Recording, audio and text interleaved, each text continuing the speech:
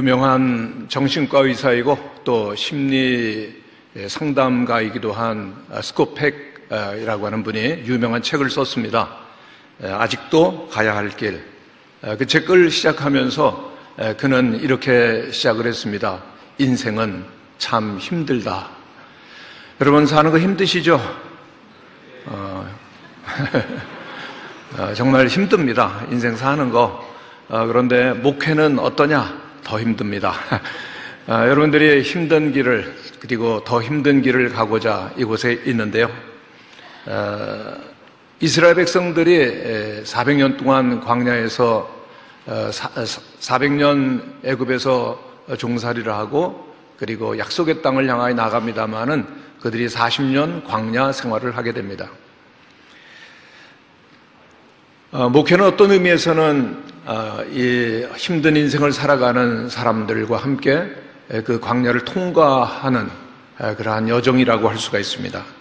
하나님께서 왜 이스라엘 백성들을 40년 광야 생활을 하게 하셨을까? 광야는 과연 그 의미는 무엇일까를 생각해 보는데요.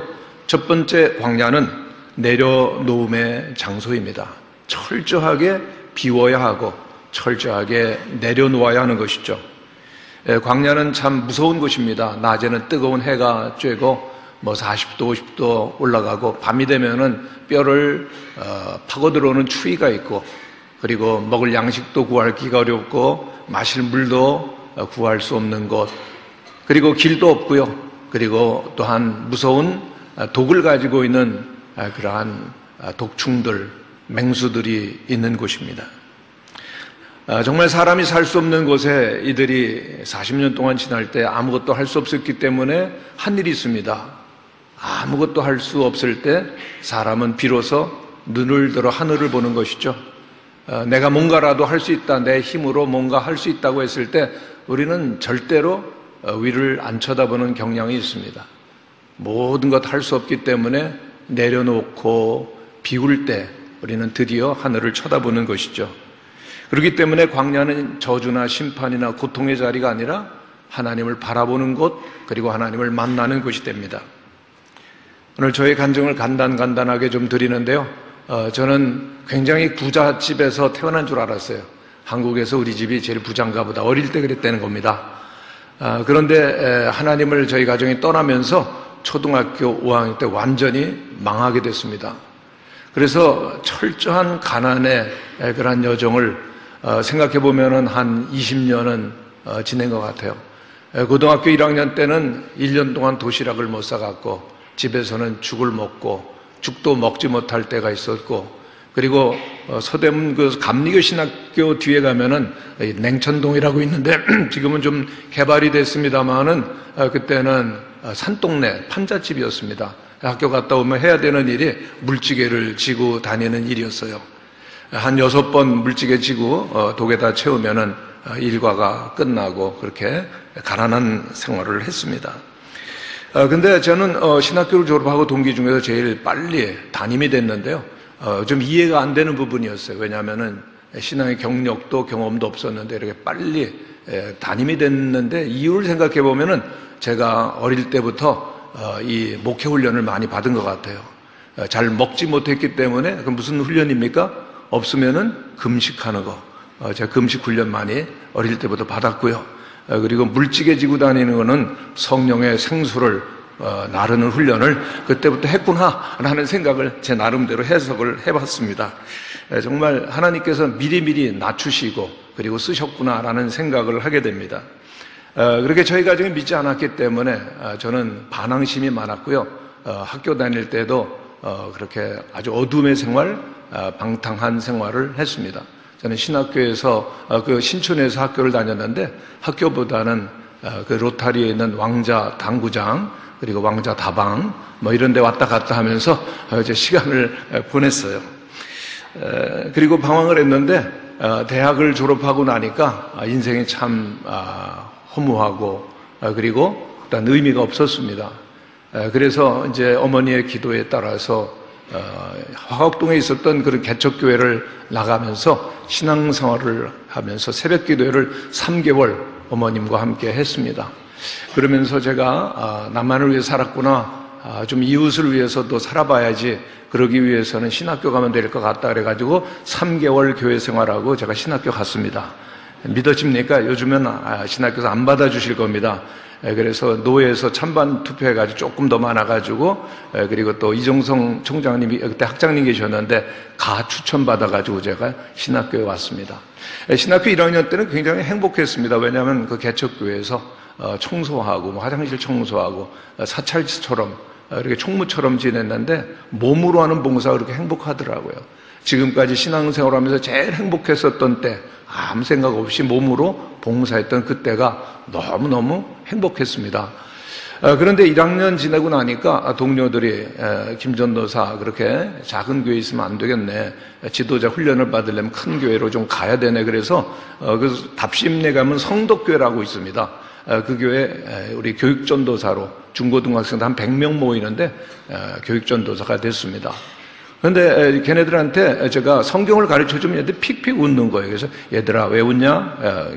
그래서 얘네들이 좋아서 웃는 게 아니라 그 말을 물어보니까 우리 전도사님은 아는 게 없으세요, 그런 게. 얘네들은 뭐 어릴 때부터 모태 신앙인이고요. 그리고 정말 영성이 깊고 내공이 아주 쌓일 대로 쌓였는데, 저는 이제 1년 신학교 생활했다고 하지만 가르쳐 줄 것이 없었던 것 같아요. 그런데도 애들이 정말 신앙심이 좋고 애들이 착해가지고 저를 많이 따랐지만은, 저에게 큰 고민은 이제 6월달이 되면서 여름 수련회를 해야 되는데, 저는 여름 수련 한 번도 안 해봤거든요. 근데 어떻게 조직을 하고 준비하고 가르쳐야 되는지, 점점 여름 수련회가 오니까 너무 어려웠습니다. 그래서 담임 목사님 찾아가서 제가 사표를 내겠습니다 그랬어요. 그랬더니 담임 목사님이 받으시더라고요. 여러분, 그럼 돼요? 안 되죠. 담임 목사님이 전도사님 기도해 보시고 믿음으로 하세요, 그러면 되는데 받으시는 거예요. 왜냐면은 그 중고등부의 목사님 아들, 딸이 있었거든요. 제 모든 다 민낯이 다 보고가 됐던 겁니다. 이 사람에게는 우리 아들, 딸의 영혼을 맡길 수 없다 그래가지고 사표를 받았어요. 제가 못했다는 것보다는 사표를 받은 게 더 상처가 되더라고요.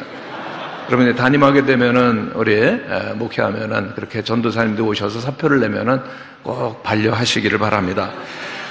정말 그렇게 제가 상처를 받고, 나는 목회 지도자의 자질이 없구나 생각을 하고, 정말 그 남산에 있는 도서관 다니면서 이렇게 제가 유학을 가리라고 생각을 했습니다. 신학교를 졸업할 때가 됐는데 너무 준비가 안 됐어요. 그래서 저처럼 방황하다가 온 그 돌탕들 7명이 있었는데, 우리가 기도하러 가자. 거제도에 기도하러 갔습니다. 그래서 예수님은 40일 금식하셨는데 우리는 그렇게까지 못하고 39일은 하자.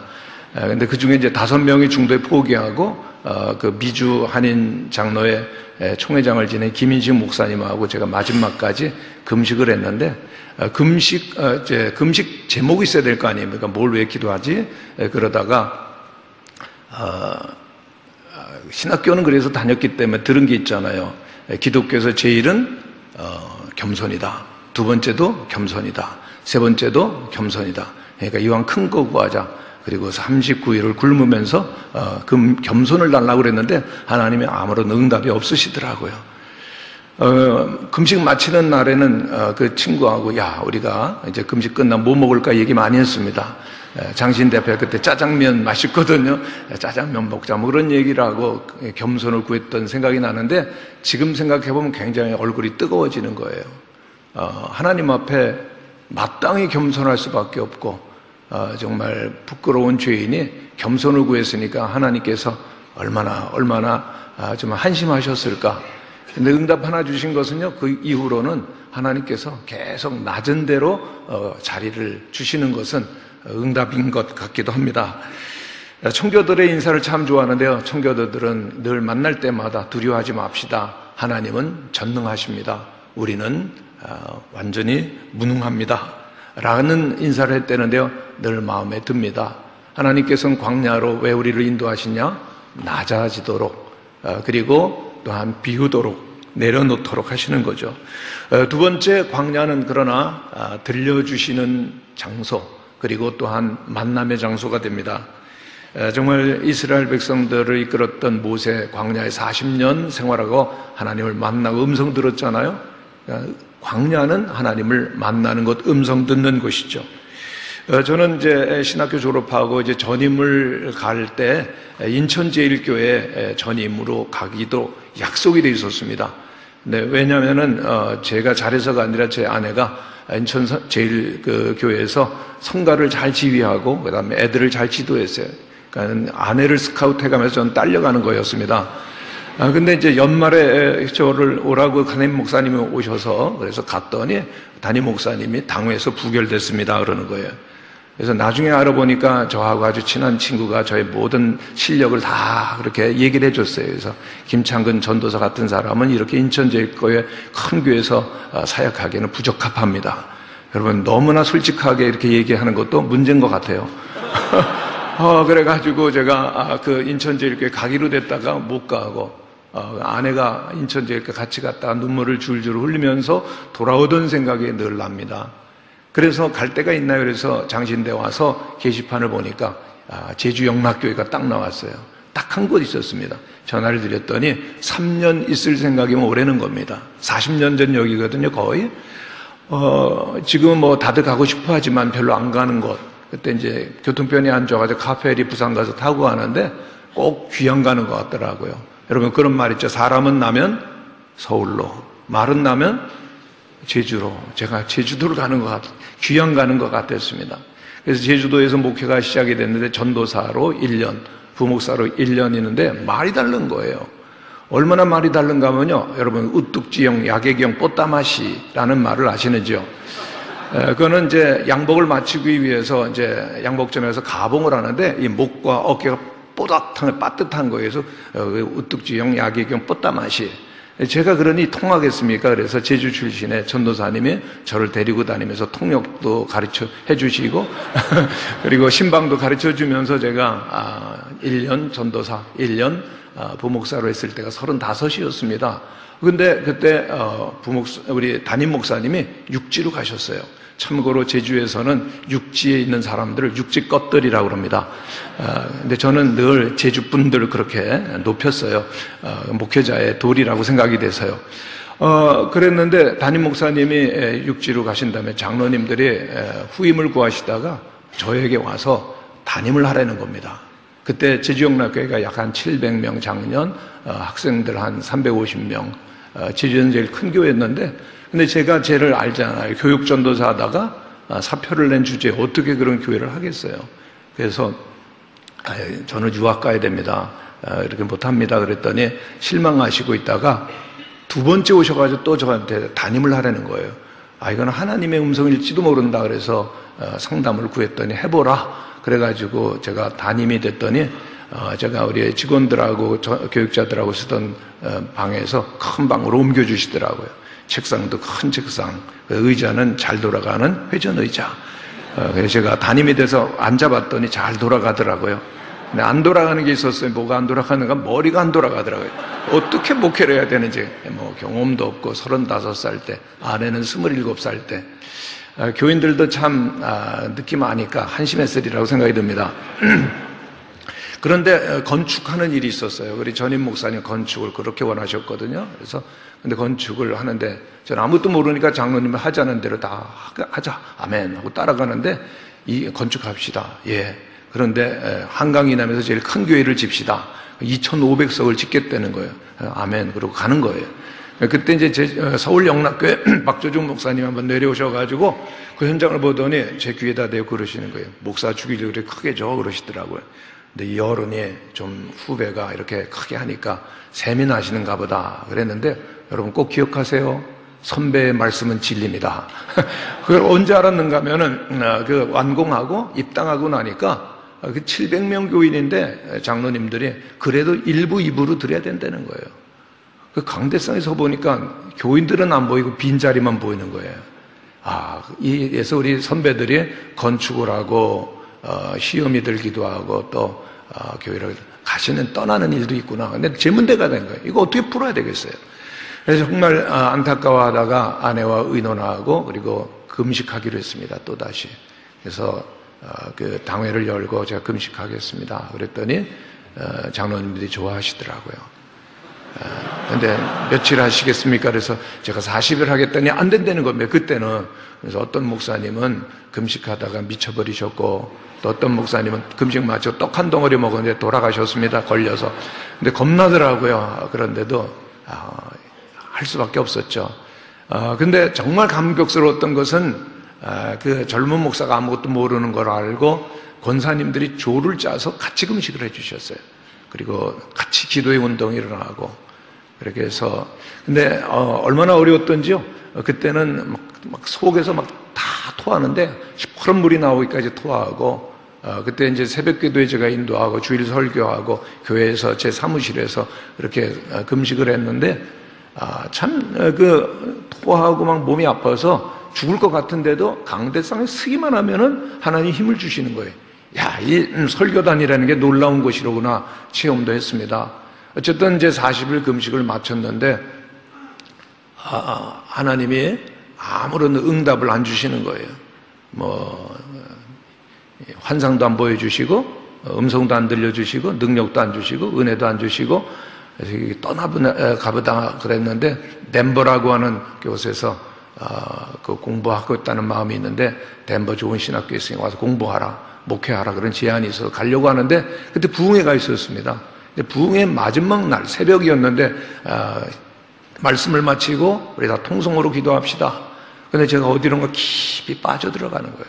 한없이 빠져들어가다 팍 터지는 것이 통곡이었습니다. 한 30분을 막 대성통곡을 했습니다. 지금 생각하면 왜 울었을까? 하나님께서 피 흘려 사신 교회를 목회하라고 맡겨주셨는데 감당할 능력도 없고 무능하고 부끄러운 저 자신 때문에 많이 울었던 것 같아요. 그런데 그 30분 울고 나니까 딱 끝이는 거예요. 그래서 이제 앞에 있는 성경 찬송 들고 한 5분 걸어서 저희 집이 있었는데 가는데 그 중간에 제게 무슨 일이 일어났습니다. 갑자기 저 멀리만 계시던 하나님이 제 마음속에 찾아오신 거예요. 그리고 말할 수 없는 기쁨이 터져 나오는데 예수님께서 생수의 강이 너희 배에서 터져 나오리라고 하시는 흘러나리라는 말씀처럼 기쁨이 터져 나오고 은혜가 터져 나오면서 교회가 은혜로 그리고 또한 성령으로 충만하면서 놀라운 부흥의 바람을 경험을 했었던 것이 생각이 납니다. 근데 이제 그때 주님께서 저에게 두 가지 말씀을 해주셨어요. 한 가지는 김 목사야, 내가 올 날이 멀지 않다. 여러분, 예수님이 이 땅에 재림하실 거 믿으십니까? 전 별로 못 믿었었는데 그걸 말씀해 주시면서 와, 천국이 있구나. 예수님이 재림하실 때 예수님 만날 수 있도록 준비돼야 되겠구나라고 하는 것을 깨닫고 그렇게 기도하고 그렇게 목회를 하게 되었습니다. 두 번째, 주님께서 주신 말씀, 김 목사야, 목회는 내가 하지 내가 하냐 그러시더라고요. 참 놀라운 것을 깨달았습니다. 제가 목회한다고 생각했어요. 아닌데 교회는 주님의 교회고 주님께서 앞서가시면 저는 주님의 음성을 듣고 따라가면 되는구나 라고 하는 것을 깨닫게 되었던 것입니다. 그렇습니다. 우리들에게 어려움이 있어도 늘 주님 따라가는 우리 모두가 되시기를 바랍니다. 정말 주님의 음성 들으면 한 걸음만 따라가기만 하면 되죠. 세 번째로 주님은 광야는 채워주심의 장소입니다. 광야가 아무것도 없다고요? 아닙니다. 구름 기둥, 불 기둥으로 이스라엘을 인도해 주셨고요. 하나님께서 반석에서 물이 나게 하시고 그리고 또한 만나를 하늘에서 내려주시고 저들 40년 동안 광야를 걷는데 신발이 헤어지거나 옷이 헤어지거나 그런 일이 없다. 우리 성경에서 발견하게 되어집니다. 하나님께서 충분히 채워주시는 것이죠. 제가 제주도에서 교육부장일 때 문선재 총장님이라는 분을 모시고 이렇게 그 수련회를 가졌는데 그때 그런 간증을 하셨어요. 이분이 80년도째 분 가운데 그 교수였습니다. 신앙인이었지만은 집사였지만은 그런 그 기독교 이름으로 사회를 개혁해 보려고 하는 진보적 성향을 가지고 있다가 해직이 돼 버린 거예요. 그 애가 몹시 추웠습니다. 19도, 20도 되는데 기관원이 감시하고 연료 떨어지고 음식 떨어져서 이분들이 굶고 그리고 동상에 걸렸다 막 손이 막 다 빨갛게 익은 상태 속에서 할 수 없어 이분들이 금식을 하는 거예요. 7개를 금식했을 때 친구가 찾아와서 쌀 한 가마니 고기를 주는데 눈물이 나더래요. 하나님께서 우리의 기도를 들으시는구나. 또 친구들이 와서 몰랐다. 점심 사주고 돈 20만 원 큰 돈을 주더라는 거예요. 근데 그날 저녁에 돌아왔는데 그 딸이 막 그 손과 발이 동생을 빠르게 고통스러워 하는데 너무나 안타까워서 자녀를 위해서, 딸을 위해서 기도를 했어요. 아침에 일어나 보니까 완전히 그 손과 발이 깨끗하게 예전의 살로 보드랍게 돌아간 거예요. 하나님이 고쳐주셨습니다. 할렐루야. 그때 문선재 총장님이 반응은 딱 치면서 그렇다면 문제는 다르다. 그 한마디였답니다. 그렇다면 문제가 다르다. 하나님은 살아계시고 역사하시는, 오늘도 함께 하시는 분. 그래서 곧장 장신대 오셔서 목사가 되셨어요. 그리고 나니까 해직이 됐습니다. 복직이 된 거예요. 근데 그때 강원대 학내산 때 여러 가지가 많이 어려웠었는데 그때 이분이 모든 문제를 해결할 수 있는 적격자로 인정되고 총장이 되셨으면, 그래서 직원들과 늘 기도하고 말씀 나누고, 그리고 한 끼씩 금식하면서 그 의대를 유치를 하기로 했는데 강원대 그때 의대가 유치됐었습니다. 원래는 제주도로 오게 됐는데 금식하는 기도를 하나님 받으시고 그쪽으로 옮겨주셨다는 간증을 들으면서 많은 것을 깨닫게 되었습니다. 그 문선재 총장님이 그런 얘기를 하셨습니다. 40일 저의 해직 기간, 춥고 외로웠고 힘들었지만은 그 기간은 인간 중심에서 하나님 중심으로 전적으로 하나님만을 의지하는 시간이 되었습니다. 그렇게 간증할 때 마음에 깊이 남아 있습니다. 여러분들은 앞으로 광야를 걸으셔야 됩니다. 지금은 아멘 해야 됩니다. 광야 안 걷겠다고 하시면 목회 내려놓으셔야죠. 광야를 걷습니다. 외로운 길, 힘든 길, 위험한 길이죠. 그러나 그곳에서 내려놓을 수 있다면, 하나님의 음성을 들을 수 있다면, 그리고 하나님이 늘 함께 해주신다면 여러분들은 반드시 승리하게 될 것이고, 광야를 지나게 하신 것으로 인해서 오히려 기뻐하고 감사하게 될 줄로 믿습니다. 기도하겠습니다. 은혜로우신 아버지 하나님, 저희들을 광야길로 걷게 하시지만 늘 함께 하시고 우리를 인도하시고 채워주심을 감사합니다. 다만 우리들이 늘 비우며 내려놓고 주님만 바라보게 하시고 주의 음성 듣고 순종하며 주님과 함께 가게 하여 주옵소서. 예수님의 이름으로 기도하옵나이다. 아멘.